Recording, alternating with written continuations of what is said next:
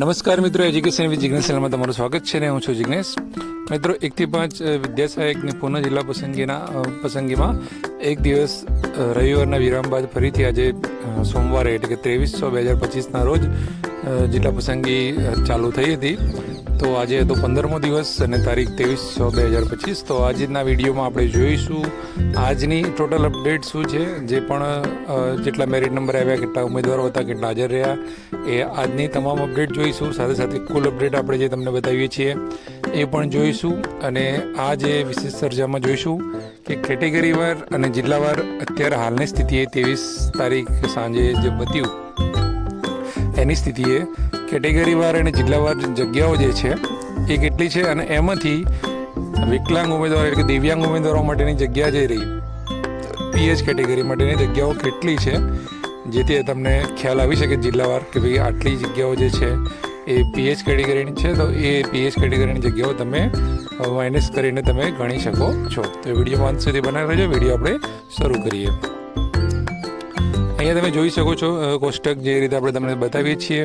23/6/2025 15મો દિવસ છે. તો કેટેગરીમાં વાત કરીએ આપણે તો ઓપન કેટેગરીની વાત કરીએ તો આજે 2208 થી 2397 સુધીનો નંબર હતો. એસસી કેટેગરીમાં 265 થી 300 સુધીના નંબર આવી ગયા છે. એસટી કેટેગરીના 17 નંબરનો ઉમેદવાર હતો.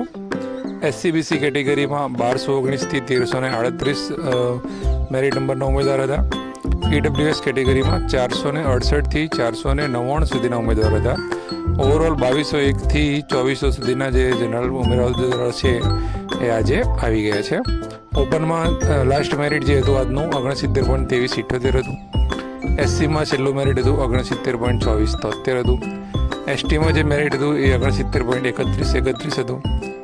એસસીબીસી કેટેગરીના ઉમેદવારનું મેરિટ હતું 69.2349. ઈડબ્લ્યુએસ કેટેગરીના ઉમેદવાર પણ મેરિટ પણ એટલું જ હતું 69.2349. ને ઓવરઓલ જે એસસીબીસી કેટેગરીના લાસ્ટ ઉમેદવાર જે હતા એમનું મેરિટ હતું 69.2349. ઓપન કેટેગરીના આજે 11 ઉમેદવારોને બોલાવવામાં આવ્યા હતા. એસસી કેટેગરીના 36 ઉમેદવારોને બોલાવવામાં આવેલા. એસટીનો 1 ઉમેદવાર હતા. એસસીબીસી કેટેગરીમાંથી 120 ઉમેદવારો આજે બોલાવવામાં આવેલા હતા.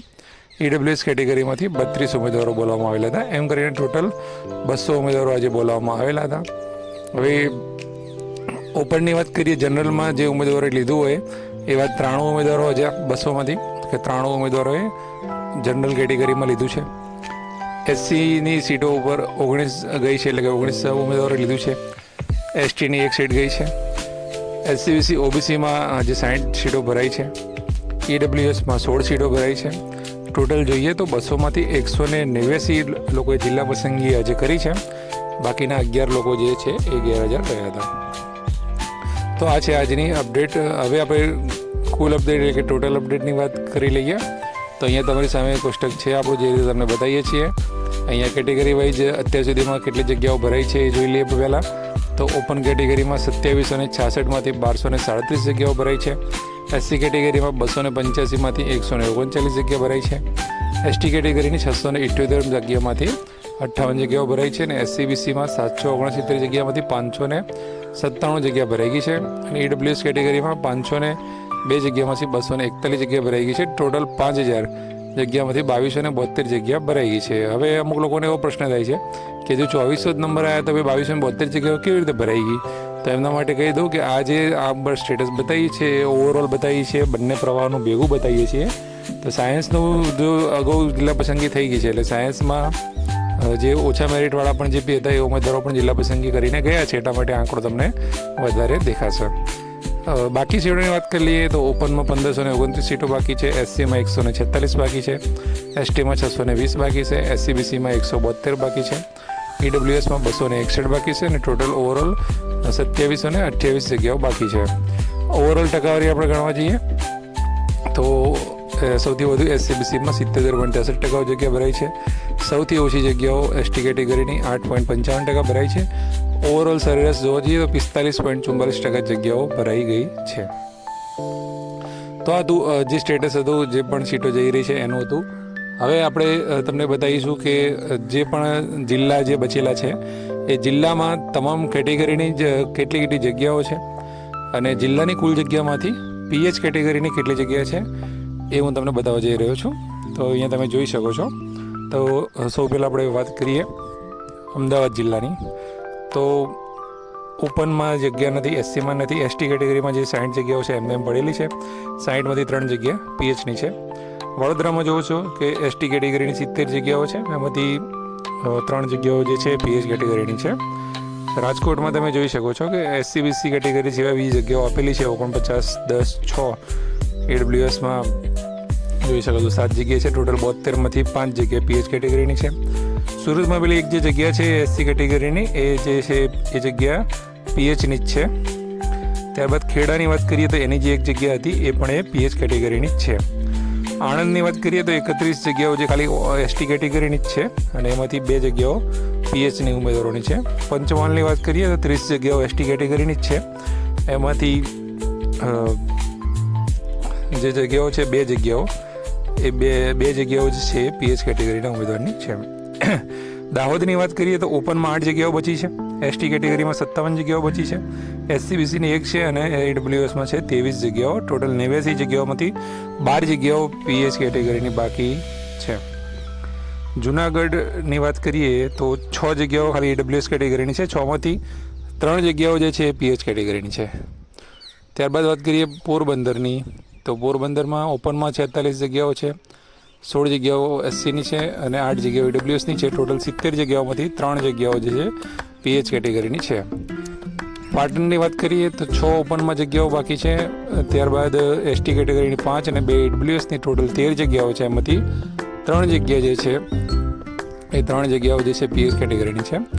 ભાવનગરમાં તમે જોઈ શકો છો કે 27 ઓપનની છે, એસસીની 28 છે, એસટીની 11 છે, એસસીબીસી 0 છે, 11 એડબ્લ્યુએસની છે. ટોટલ 77માંથી 9 જગ્યાઓ છે એ પીએચ કેટેગરીની છે.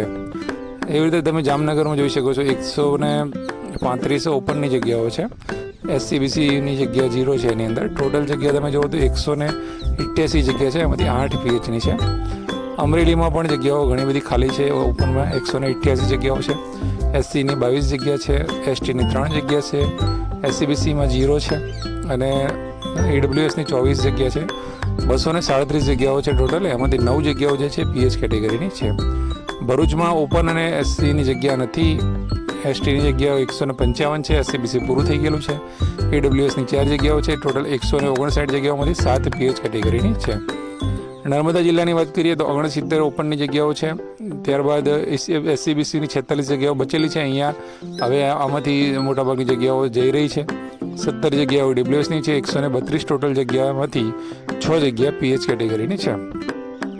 બનાસકાંઠાની વાત કરીએ તો 460 ઓપનની સીટો હજુ પડી છે.